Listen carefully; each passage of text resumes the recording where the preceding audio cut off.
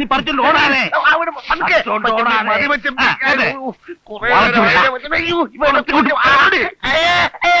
വളച്ചിട്ട് പൂട്ടെ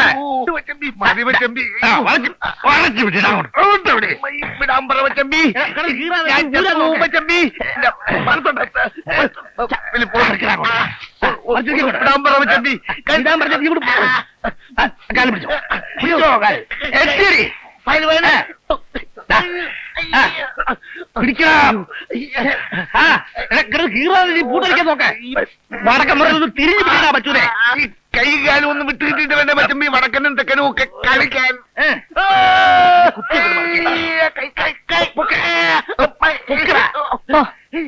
ഒരുത്തം ചത്തെങ്കി ഗുണം പിടിച്ചേനെ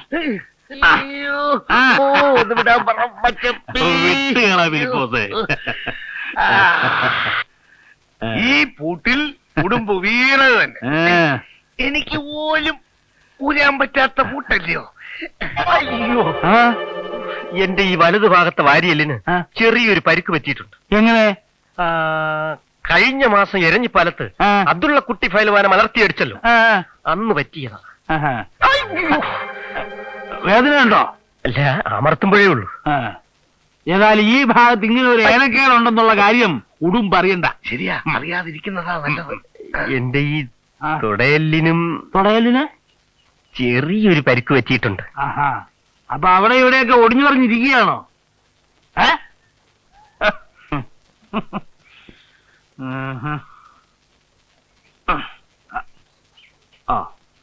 ഫിലിപ്പോസേ, ഇത്തവണ ഉടുമ്പിനെ മലത്തി അടിച്ചില്ലെങ്കിൽ എനിക്ക് ഈ നാട്ടിൽ തലയുയർത്തി നടക്കാൻ ഒക്കുകയില്ല. 9 കൊല്ലം മുമ്പ് കളരിപ്പാടത്തെ ഗോദായി വെച്ച് എന്റെ കാലിതാ ഈ പരുവത്തിലാക്കിയവനാ ഉടുമ്പ്. അന്ന് തുടങ്ങി തന്നെ പോലെ ഒത്തിരി പേരെ ചെല്ലും ചെലവും കൊടുത്ത് ഇവിടെ കൊണ്ടുവന്ന് വീട്ടിപ്പോറ്റുക ഞാൻ ആ ഉടുമ്പിനെ ഒന്ന് മലത്താൻ. ഇത്തവണ പൊട്ടിയാൽ ഫിലിപ്പോസേ കുട്ടമ്പലയുടെ മട്ടുമാറും. ആശ നോക്കിക്കോ, ഉടുമ്പ് വെറും ഉറുമ്പാണെന്ന് ഞാൻ തെളിയിക്കും. എനിക്ക് നല്ല വിശപ്പ്, വല്ലതും കഴിക്കണം. എടേ, മുട്ടയും പാലും എടുത്തു വെക്ക. മുട്ടയും പാലും. മച്ചമ്പി, ചവനപ്രകാശവും അരിഷ്ടവും. ആദ്യം കാപ്പൂടി കഴിയട്ടെ. അതെ അതെ അതെ, അത് മതി. എന്നിട്ട് ഒന്നിച്ച് കവലയിലേക്ക് നീങ്ങാം. ഫിലിപ്പോസിനെ നാട്ടുകാരൊക്കെ ഒന്ന് കാണട്ടെ. വാരിയല്ലേ മച്ചമ്പി? വാരിയല്ലേ? വന്നാ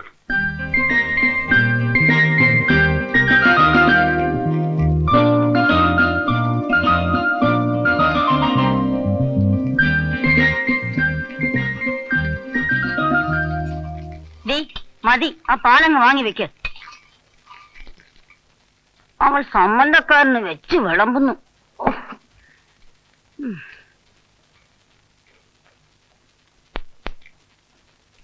ഗഡോൽഗജമാര് തിന്നു മരിക്കട്ടെ.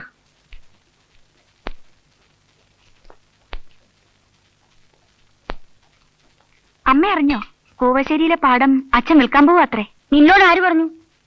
കവലയിൽ ഇന്നലെ രാധയുടെ അച്ഛനോട് ആരോ പറഞ്ഞതാ. എന്റെ ഭഗവാനെ, ഈ മനുഷ്യൻ എല്ലാം വിറ്റു തുലയ്ക്കുന്ന തോന്നുന്നത്. നിന്റെയൊക്കെ തലയിലെഴുത്ത്. പല്ലവണ്ടിയും കൂടെ ഇറങ്ങി പോകുമ്പോ അല്ലെങ്കിൽ പിന്നെ നിന്നെയൊക്കെ കെട്ടാൻ ആരാ വരാൻ പോകുന്നത്? അനുഭവിച്ചോ? വരുന്നില്ലെങ്കിൽ വരണ്ട. എന്ത് പറഞ്ഞാലും ഒടുവിൽ എനിക്കാ കുറ്റം. ഈ നെക്ക് ലോക്കിൽ ഉടുമ്പും എടുക്കണ. കഴിഞ്ഞ തവണ പരിയാരത്തെ നീലകണ്ഠൻ അടിച്ചില്ല എന്നായപ്പോ ഉടുമ്പ് മിന്നല് വേഗത്തിൽ നെക്ക് ലോക്കിട്ടു. ഉടുമ്പിന് പണ്ടത്തെ പോലത്തെ ആങ്കൊന്നും ഇല്ല മച്ചമ്പി. അവന്റെ നെക്കിലൊക്കെ ഒരു മുമ്പേ ഞാൻ സരോദ് പ്രയോഗിക്കും. അതുകൊള്ളാം. സരോദിലെ ഉടുമ്പിന് അത്ര മിടുക്ക് പോരാ. പക്ഷേ സരോദ് വരുന്നു എന്നറിഞ്ഞാൽ അവൻ ഗലാൽ ജങ്ക് പുറത്തെടുക്കും. ഗലാൽ ജങ്കിന് മറുമരുന്നുണ്ട്. അന്ന് അബ്ദുള്ള കുട്ടി ഫയൽവാനെ ഞാൻ മലർത്തിയടിച്ചത് അങ്ങനെ. സവാരിക്ക് പൂട്ട്, സവാരിക്ക് പൂട്ട്. വാരിയല്ലേ മച്ചമ്പി? ഓ, അത് പയൽവാനല്ലേ? എന്നാ ഉടുമ്പിനെ പിടിക്കുന്നേ?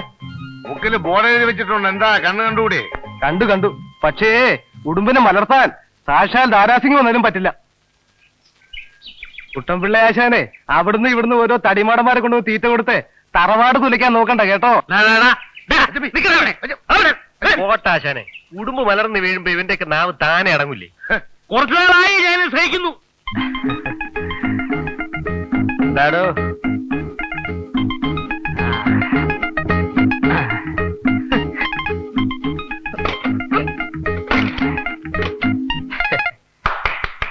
എല്ലാവരും ഇങ്ങോട്ട് നോക്കിൻ.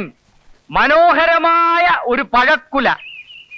രാസവളം രാസവളം ചേർക്കാതെ വെറും ധാതുപുഷ്ടിയുള്ള മണ്ണിന്റെ ഗുണം ഒന്നുകൊണ്ട് മാത്രം വളർന്ന് കുലച്ച് പഴുത്തു വന്ന പഴം.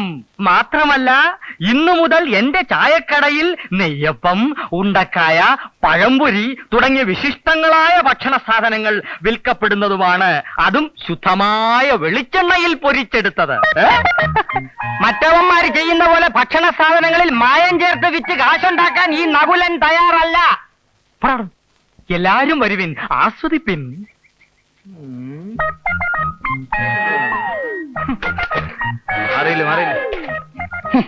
ഒരു ദിവസം നിന്നെ കൊണ്ട് ഞാൻ നന്നായിട്ട് ആസ്വദിപ്പിക്കാവടാ.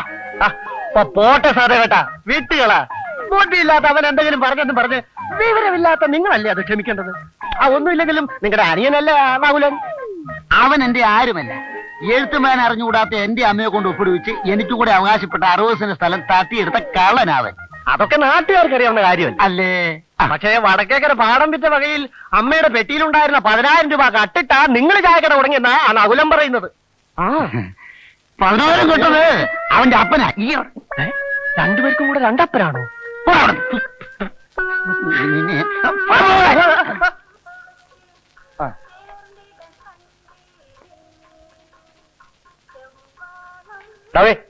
രാവിലെ കൈ നോക്കി അഭിപ്രായം വിളിച്ചു പോകാൻ വന്നിരിക്കോ. ഒന്ന് പോയടാ. അത് ഞാനൊന്നും പറഞ്ഞില്ലല്ലോ. അതെ പോടാ പോടാ. സോമ എവിടെ? വണക്കം തമ്പ്ര. നീ ഒരു സൈക്കിൾ എടുത്ത് ആ വെട്ടിക്കവലെ പോയി ഇത് പോസ്റ്റ് ചെയ്തിട്ട് വാ. എന്നിട്ട് ഉച്ചയ്ക്ക് വീട്ടിലേക്ക് വാ. ചോറ കഴിഞ്ഞെന്തെങ്കിലും കാണും. ഇതാണ് ഇവിടുത്തെ പോസ്റ്റ് ഓഫീസ്. കണ്ടില്ലേ? നേരെ വെളുക്കുമ്പോ ഒന്ന് കുത്തിയിരുന്നോളും ശൗനം മുടക്കികള്. എന്നാ ഞങ്ങൾ അങ്ങോട്ട് വീട്ടിലേക്ക് വരാം. അവരുമായിട്ട് ഉടക്കണ്ട കേട്ടോ വലിപ്പോസേ.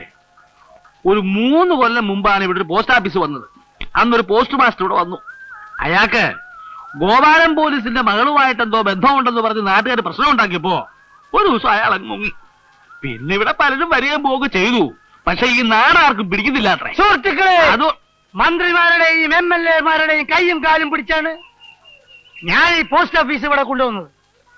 ഇതിനൊക്കെ തിരുവനന്തപുരത്തും കോട്ടയത്തും ചുറ്റിത്തിരിയാൻ എന്റെ സ്വന്തം പോക്കറ്റിൽ നിന്നാണ് പണം ഞാൻ വാരിക്കോരി ചെലവാക്കിയത്.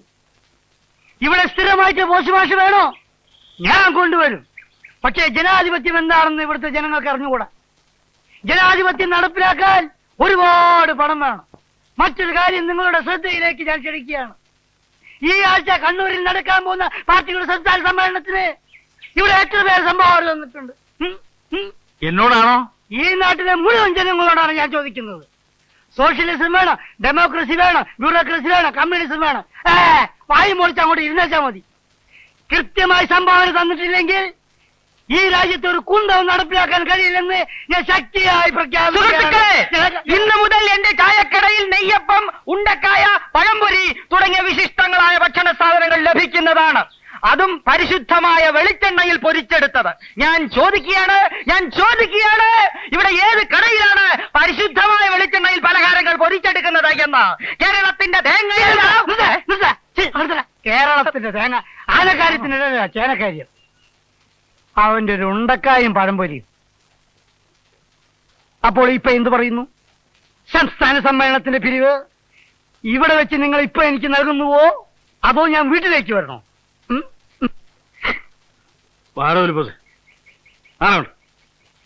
ആശാന്റെ ദുർനടപ്പ് ഇതുവരെ മാറിയില്ലേ? വേണ്ട ആശാനെ, ഇവനെയൊക്കെ നമുക്ക് ഗോദായിൽ വെച്ച് കാണാം. ഫയൽ വാൻ പറഞ്ഞതുകൊണ്ട് ഞാൻ വിട്ടിരിക്കുന്നു.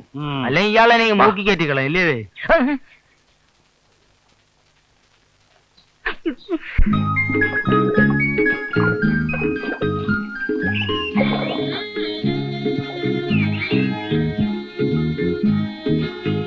നീ ബൈഹാർട്ട് പഠിക്കുകയാണോ? നമ്മുടെ മമ്മൂട്ടി ചേട്ടന് 2 കുട്ടികളാണത്രേ, ഒരാണും ഒരു പെണ്ണും. ഈ കണക്കിന് പോയാ നീ മദ്രാസിലേക്ക് മറ്റോ ഒളിച്ചോടുമല്ലോ. എന്തിന്? സിനിമയിൽ അഭിനയിക്കാൻ. സിനിമ ഇഷ്ടമെന്നും പറഞ്ഞ് അതിലിപ്പോ അഭിനയിക്കണമെന്നുണ്ടോ? പിന്നെ സ്വപ്നയിൽ കാണാമറയത്ത് കളിക്കുന്നുണ്ടത്രേ. മമ്മൂട്ടി ചേട്ടൻ കളിക്കിട്ടുണ്ട് അതില്. അപ്പൊ നീ പോകുന്നില്ലേ കാണാൻ? അച്ഛന്റെ കണ്ണു വെട്ടിച്ച് എങ്ങനെ പോകും? കൂടെ ഇവിടെ വന്നപ്പോ അമ്മൂമ്മേനെ കാണാനെന്നും പറഞ്ഞൊരു മുങ്ങി. ഇതിനിപ്പം നിനക്ക് സുഖമില്ല, ഡോക്ടറെ കാണണം, ഞാൻ കൂടെ വരണമെന്ന് അച്ഛന്റെ അടുത്ത് ഒന്ന് പറയൂ. അങ്ങനെ ഇപ്പൊ എന്റെ മോള് സിനിമ കൊണ്ട് സൂഹിക്കണ്ട. എടി, ഞാൻ ആലോചിച്ചിട്ട് വേറെ ഒരു വഴിയും കാണുന്നില്ല. എന്റെ പൊന്നുമോളല്ലേ, പ്ലീസ്. ശരി, പക്ഷെ വെറുതെ പറ്റത്തില്ല. 10 കൂടം വെള്ളം നീ കോരണം. നീ വരുമെന്ന് പറഞ്ഞാ 10 അല്ല 100 കൂടം വെള്ളം ഞാൻ കോരിത്തരാം.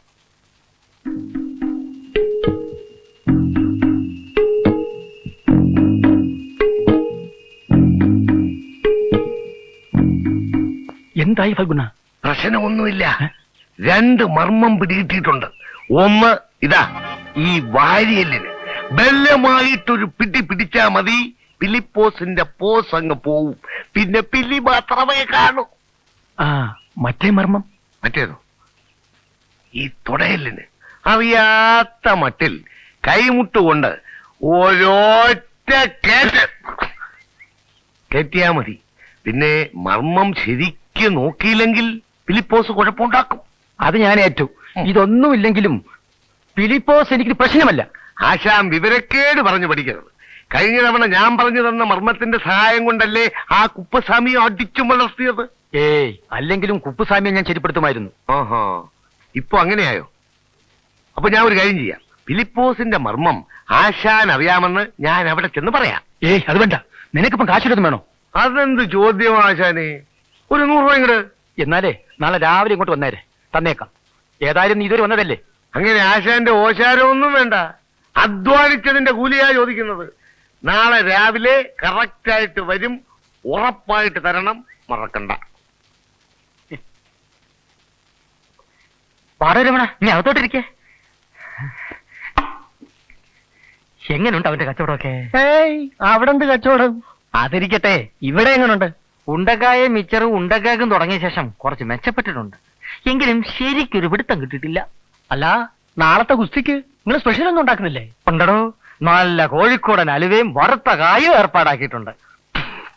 അലുവയും വറുത്ത കായും നാട്ടുകാർ മുഴുവൻ വരും. നിങ്ങൾ അലുവയും വറുത്ത കായും തിന്ന.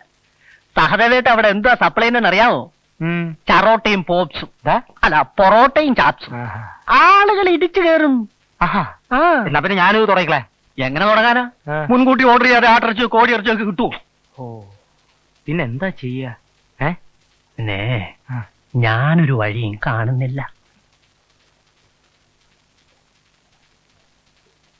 എന്നാ ഞാനൊരു വഴി കാണുന്നുണ്ട്. നിനക്ക് ഞാൻ 10 രൂപ തരും. ഒരു ചെറിയ പണി ഒപ്പിക്കണം. ഒപ്പിക്കാം. അവന്റെ ചാപ്സ് റെഡിയാവുമ്പോ നീ അതിൽ കുറെ ഉപ്സ് കൊണ്ടിടണം. അയ്യോ, അത് വലിയ ചതിവല്ലേ നകുലേട്ടാ? എടോ, സത്യവും മര്യാദയും കൊണ്ടിടന്ന ഇക്കാലത്ത് ജീവിക്കാൻ പറ്റില്ലടോ. അവന്റെ കച്ചവടം നിർത്തിയാലല്ലാതെ എനിക്ക് മനസമാധാനം ഉണ്ടാവില്ല എന്റെ രമണ. കാര്യമൊക്കെ ശരിയാ. ഞാനൊന്ന് ആലോചിക്കട്ടെ. ആലോചിക്കാനൊന്നുമില്ല. നിനക്ക് ഞാൻ 20 രൂപ തരാം. അയ്യോ, രൂപ. ശരി, ഞാൻ ചെയ്യാം. ഓ, നിന്റെ ദൈവം രക്ഷിക്കട്ടടാ.